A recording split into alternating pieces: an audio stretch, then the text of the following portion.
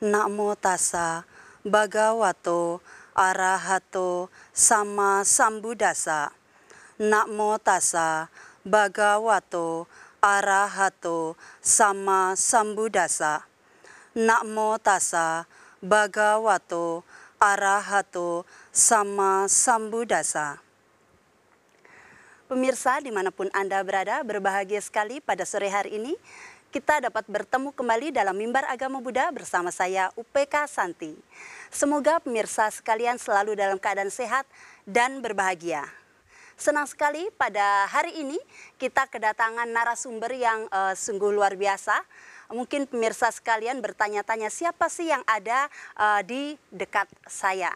Nah, pada sore hari ini mimbar kita bertemakan memperkokoh moral dan membangun kedamaian bangsa.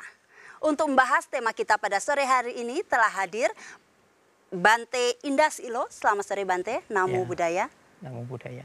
Ya, sesuai dengan tema kita Bante, dengan judul memperkokoh moral dan membangun kedamaian bangsa. Nah, mungkin Bante bisa menyampaikan kepada pemirsa yang ada di rumah, kira-kira apa sih yang dimaksud dengan moral dalam agama Buddha itu Bante? Silahkan. Ya, pertama-tama terima kasih ya Ibu UPK dan Bapak Ibu, saudara-saudari sekalian yang berada di rumah masing-masing. Selamat sore, Namo Buddhaya. Buddhaya. Ya, pada kesempatan sore hari ini ya berkaitan dengan tema yang telah disampaikan oleh Ibu UPK ya. Berkaitan dengan memperkokoh moral, membangun kedamaian bangsa. Ya, jadi apa yang harus kita ketahui ya berkaitan dengan tema ini ya. Jadi tema ini merupakan tema yang diusung ya oleh Sangga Theravada Indonesia ya, di mana merupakan salah satu organisasi yang saya juga sebagai anggota yang bernaung di sana ya, dalam rangka untuk menyambut ya bukan lagi menyambut ya, sekarang sudah memperingati ya Waisak pada tahun 2023. Nah, untuk Bapak Ibu sekalian dan Ibu UPK saya ucapkan selamat Waisak.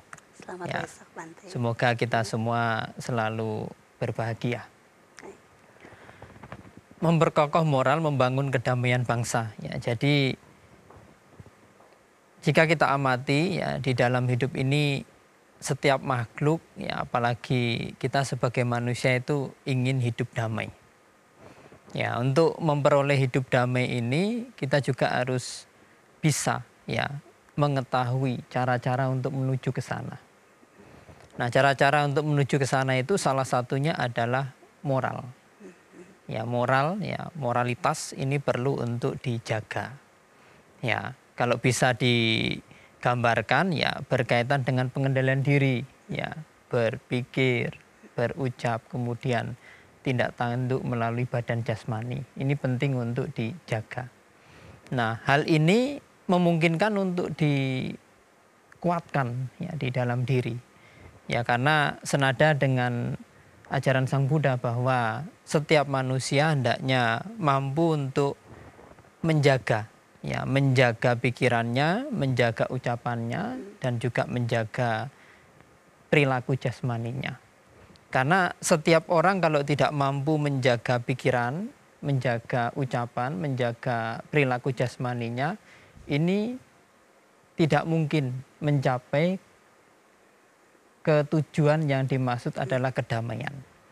Ya, kalau orang tidak mampu untuk menjaga ini, bagaimana menjadi penyumbang kedamaian bangsa, sedangkan dirinya sendiri tidak bisa dikendalikan.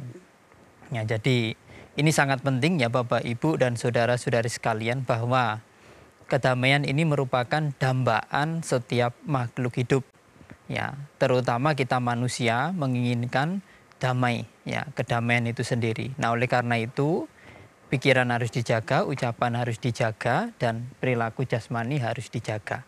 Ya, supaya apa? Supaya dalam kehidupan ini kita menjadi salah satu yang menyumbang kedamaian. Ya. Terus dalam kehidupan sehari-hari mungkin kita bisa mencontohkan. Jadi biasanya manusia itu lebih suka untuk melihat orang kemudian mencontoh daripada ya mendengar kata-kata orang tetapi orang tersebut tidak melakukannya. Ya, oleh karena itu Guru Agung Buddha ini sebenarnya mencontohkan seperti apa? Misalnya, apa yang dilakukan oleh Sang Buddha itu adalah yang diucapkan. Ya, apa yang diucapkan oleh Sang Buddha itu adalah yang dilakukan oleh Sang Buddha. Jadi sesuai dengan apa yang diucapkan, sesuai dengan apa yang dilakukan, ini bisa kita lihat di mana? Di ajaran beliau. Ya, di ajaran beliau. Ya, jadi di ajaran beliau itu sangat memuat sekali ya, berkaitan dengan aspek kedamaian misalnya itu sangat kuat sekali untuk dijelaskan, dipaparkan, kemudian bisa dipraktekkan dalam kehidupan sehari-hari. Ya, jadi kedamaian ya sekali lagi saya katakan bahwa semua makhluk menginginkan yang namanya kedamaian. Nah, oleh karena itu gerbang untuk menuju kedamaian ini salah satu sebabnya adalah moralitas. Ya, moralitas ini harus didasari dengan pikiran baik, ucapan baik dan perilaku jasmani yang baik. Ya, ini adalah dasar dari moralitas yang bisa kita kembangkan dalam kehidupan sehari-hari. Ya. Terima kasih Bante. Jadi kalau misalnya berbicara tentang moral, tadi Bante mengatakan pikiran, ucapan, dan perbuatan yang harus mungkin dijaga, melakukan hal-hal yang baik. Mungkin ini pemirsa yang ada di rumah bertanya-tanya Bante. Tentu moralitas yang dilakukan oleh umat awam sama seorang biku itu mungkin berbeda. Nah, bisa enggak Bante mungkin menyampaikan sebenarnya moralitas pikiran, ucapan, dan perbuatan yang harusnya dilaksanakan sehari-hari oleh umat awam itu sendiri seperti apa Bante? Silakan Bante. Ya, berkaitan dengan moralitas memang di dalam agama Buddha itu berbeda karena orang ini menjadi luhur itu karena perilakunya. Ya, perilakunya. Ketika perilaku itu bisa dijaga dengan baik, ya orang akan bisa menjadi luhur. Dan ini yang dikatakan mengalahkan orang itu bukan dengan senjata. Ya, jadi bukan dengan senjata. Jadi orang lain bisa hormat dengan kita itu karena apa? Karena perilaku kita yang disegani. Nah, berkaitan dengan moral, berkaitan dengan pikiran memang tidak semua bisa melihat ya pikiran orang ini baik atau buruk ya, karena pikiran ini yang bisa melihat adalah diri sendiri ya. Tetapi berkaitan dengan ucapan ini termuat di dalam Pancasila Buddhis ya, ada namanya musawada ya. Jadi penghindaran diri untuk tidak berbohong. Nah, berbohong ini juga bukan cuma berbohong saja, tetapi juga berkaitan dengan memecah belah, berkaitan dengan mengadu domba. Yang mengadu domba sama dengan memecah belah. Dan kemudian berkaitan dengan mengatakan sesuatu yang tidak sesuai. Ya, ini aspek moral yang bisa diingat ya sebagai umat Buddha. Oh, saya sebagai umat Buddha ini punya kewajiban untuk mempelajari, menjaga, kemudian mempraktekkan ke dalam diri dan kemudian mempraktekkan di dalam bersosial. Ya, ini berkaitan dengan ucapan. Berkaitan dengan perbuatan tentunya lebih banyak cakupannya. Misalnya kalau di dalam Pancasila Buddhis itu ada penghindaran diri dari pembunuhan makhluk hidup. Ya, ini juga perbuatan. Kemudian penghindaran diri dari mengambil barang yang tidak diberikan. Ya, berbuat asusila, mengonsumsi makanan dan minuman yang dapat melemahkan kesadaran. Ya, tetapi penghindaran-penghindaran ini bisa dilakukan karena juga kontribusi dari pikiran juga. Ya, orang kalau pikirannya tidak luhur, tidak akan bisa mempraktekkan 5 sila itu. Oh, ya, siap. jadi begitu. Ya, terima kasih Bante. Jadi kalau misalnya tadi dikatakan berkaitan tentang moral, umat awam itu melaksanakan 5 sila, begitu ya Bante ya? Baik, terima kasih. Ini masih banyak sekali Bante yang ingin saya tanyakan, tapi mungkin sebelum itu kita akan menyaksikan pesan-pesan berikut ini. Jadi saya mohon Bapak Ibu dan saudara-saudara yang ada di rumah, mohon tidak beranjak dari tempat duduk Anda. Kita akan kembali setelah yang satu ini.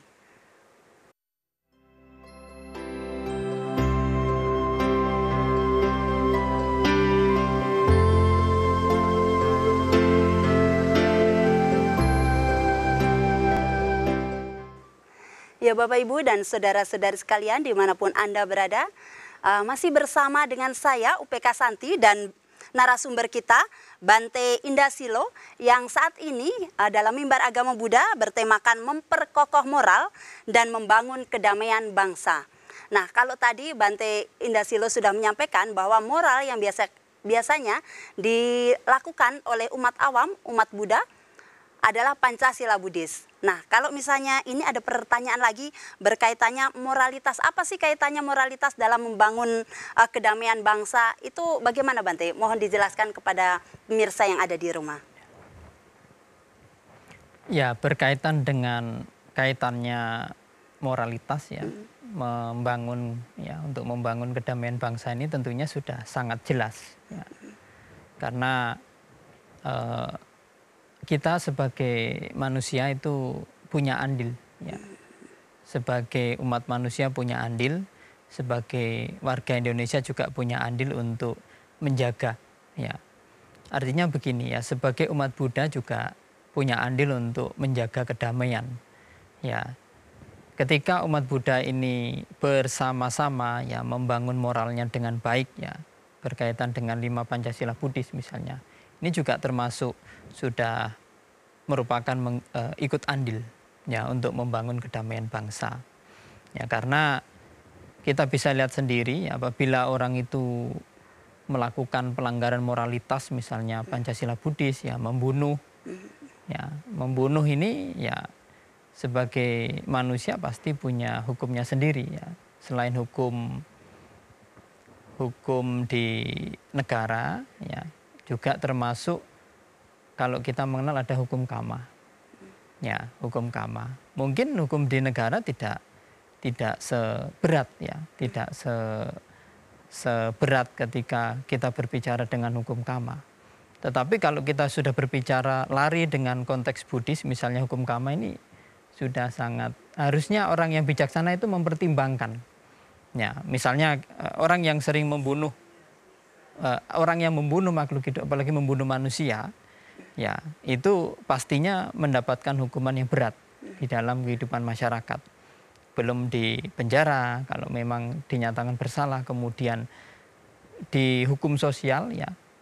Kira-kira kalau orang itu melakukan pembunuhan manusia misalnya apa yang terjadi? Dikucilkan, nama baiknya menjadi rusak, kemudian untuk berteman juga susah. Banyak sekali dampak saat ini. Tetapi kalau lari berkaitan dengan hukum kama ini lebih ini lagi gitu, karena akan berdampak dengan kehidupannya, bukan hanya kehidupan sekarang tapi kehidupan yang akan datang. Contohnya, sebab orang yang gemar ya, atau orang yang dengan sengaja memperpendek usia makhluk lain ya, artinya membunuh ya, apalagi membunuh manusia itu, nanti akibat dari perbuatan buruk itu akan bisa memperpendek umur manusia. Begitu. Ini akibat yang kalau kita renungkan sebagai orang yang bijaksana, tentunya akan ngeri ya melihat akibatnya yang akan datang, belum lagi akibatnya yang sekarang. Nah, seperti itu. Kemudian kaitannya dengan kedamaian ya, membangun kedamaian bangsa ini ya tentu sudah jelas di situ. Ya, Pancasila Buddhis ini apabila dipraktikkan dengan baik ya, dengan formula tidak membunuh makhluk hidup ya, manusia juga, bukan hanya manusia tetapi semua makhluk hidup, kemudian tidak mengambil barang yang tidak diberikan, tidak berbuat asusila, tidak berbohong, tidak mengonsumsi makanan dan minuman. Ini kan juga merupakan sebab dari konflik ya, sebab dari konflik, sebab dari kondisi yang tidak mengarah pada kedamaian gitu. Ya, ini kalau satu orang sih mungkin bisa diatasi. Kalau misalnya sebagai umat Buddha semua tidak melakukan ini, ya itu sudah luar biasa. Kira-kira terganggu tidak kedamaian bangsa ini? Akan terganggu juga. Ya, kalau 1-2 orang mungkin masih bisa diatasi, tetapi kalau sudah global ini ya akan repot ya, ketika sebagai umat Buddha ini tidak menjalankan sila dengan baik gitu. Nah, tetapi sebelum sila ini dijalankan dengan baik, ada dasar moral yang harus dikembangkan. Misalnya ada dhamma pelindung dunia juga termasuk. hiri dan otapa, malu dan takut.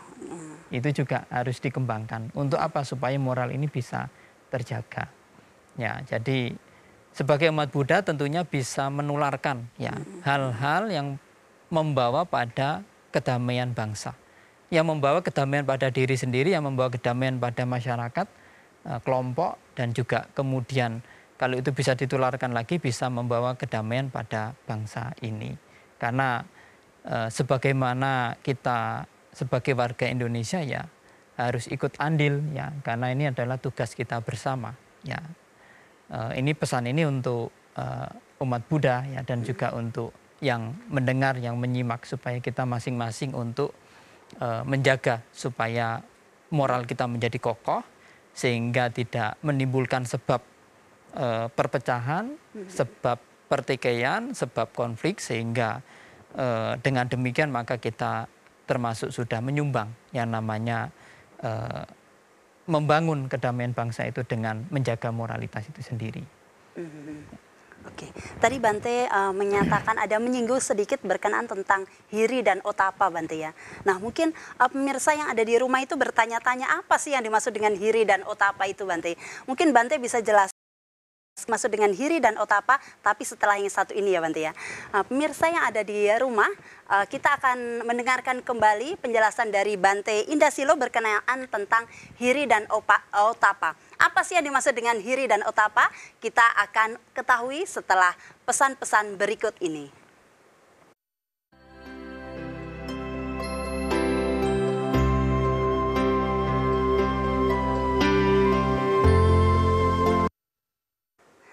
Bapak, Ibu, dan saudara-saudari sekalian dimanapun Anda berada, masih bersama dengan Bante Indasilo yang menjadi narasumber kita pada sore hari ini. Bapak Ibu, tadi kita sudah membahas berkenaan tentang hiri dan otapa. Nah, mungkin Bante bisa langsung menjelaskan kepada pemirsa yang ada di rumah apa sih yang dimaksud dengan hiri dan otapa itu, Bante. Silahkan Bante. Ya, berkaitan dengan hiri dan otapa ini kalau diartikan ya dalam bahasa Indonesia itu malu dan takut. Ya, tapi malu dan takut ini berkaitan dengan hal negatif. Misalnya perbuatan jahat. Ya, ketika seseorang itu bisa ya mengembangkan rasa malu di dalam diri, kemudian rasa takut akan akibat dari perbuatan jahat itu, maka ini juga salah satu landasan moral. Nah, apabila tadi di awal saya singgung ya bagaimana seseorang itu harus menjaga pikiran, ini berkaitan dengan pikiran. Jadi rasa malu dan takut ini berkaitan dengan pikiran, pengendalian berkaitan dengan pikiran. Ya, karena apapun itu ya di dalam agama Buddha dikatakan walaupun kita hanya berpikir tidak suka dengan orang lain, mungkin berpikir negatif dengan orang lain, ini juga termasuk perbuatan tidak baik. Ya, jadi akarnya itu memang dari pikiran. Hal baik maupun tidak baik itu akarnya adalah dari pikiran. Tapi ketika seseorang mampu mengendalikan pikirannya dengan baik, dibekali dengan malu dan takut ini dalam hal melakukan perbuatan jahat, maka moral akan lebih bisa ditingkatkan. Ya, jadi bisa mengondisikan supaya tidak melakukan pelanggaran-pelanggaran moralitas.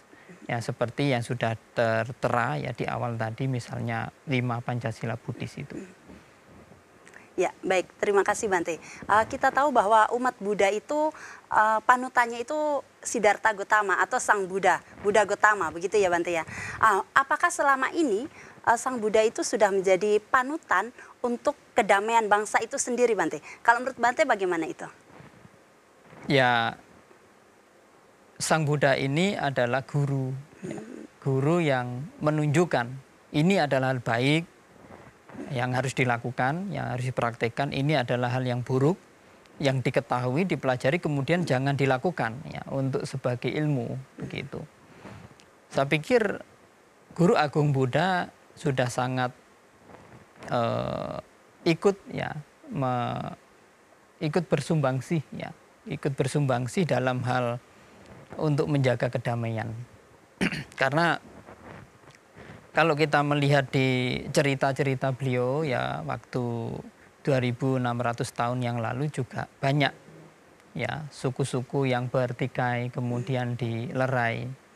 Kemudian ada kelompok-kelompok tertentu yang bertikai kemudian didamaikan seperti itu. Tetapi yang perlu digarisbawahi bahwa tidak semua orang itu bisa dinasihati.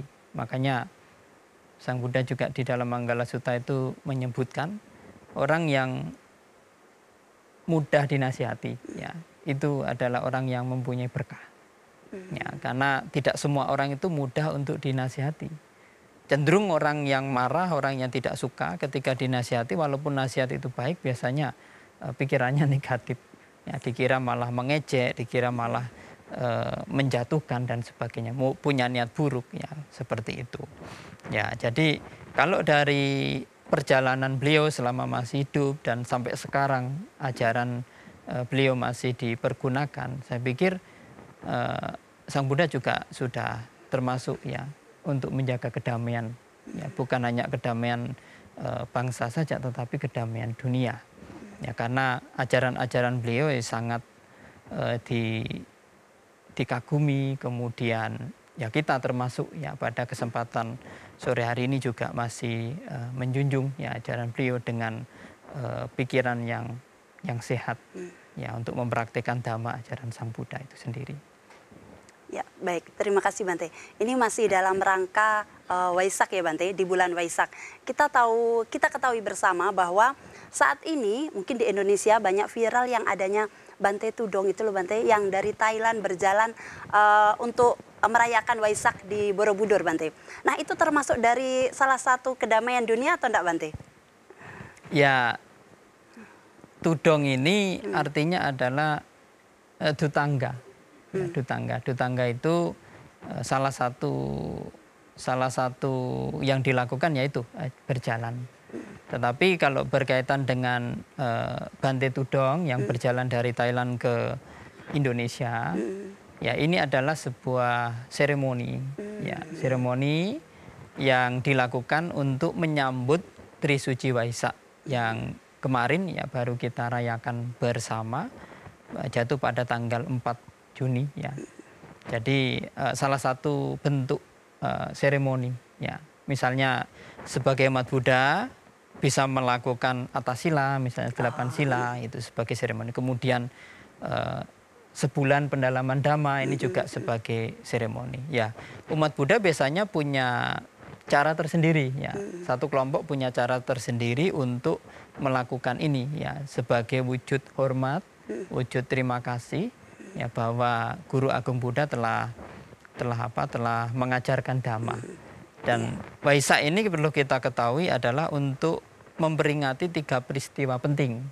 Ya, kelahiran bakal calon Buddha ya Siddhartha Gautama, kemudian penerangan sempurna ya mencapai bodhi, kemudian yang ketiga adalah parinibbana. Ya, jadi Tudong perjalanan biku yang kemarin viral ya di media sosial itu adalah salah satu bentuk seremoni yang dilakukan umat Buddha untuk menghormati, menyambut Trisuci Waisak. Ya. Baik, terima kasih Bante atas penjelasannya berkenaan tentang tema kita pada sore hari ini. Terima kasih atas kehadirannya Bante di studio. Semoga kita bisa bertemu kembali, kemudian Bante bisa sharing dengan pemirsa yang ada di rumah ya Bante. Bapak Ibu dan saudara-saudari sekalian, demikianlah mimbar kita pada sore hari ini. Semoga apa yang telah kami sampaikan dapat memberikan manfaat bagi kita sekalian. Akhir kata, salam Anjali Meta, Sabe Sata Bawantu Sukitata. Semoga semua makhluk hidup berbahagia. Sadu, sadu, sadu.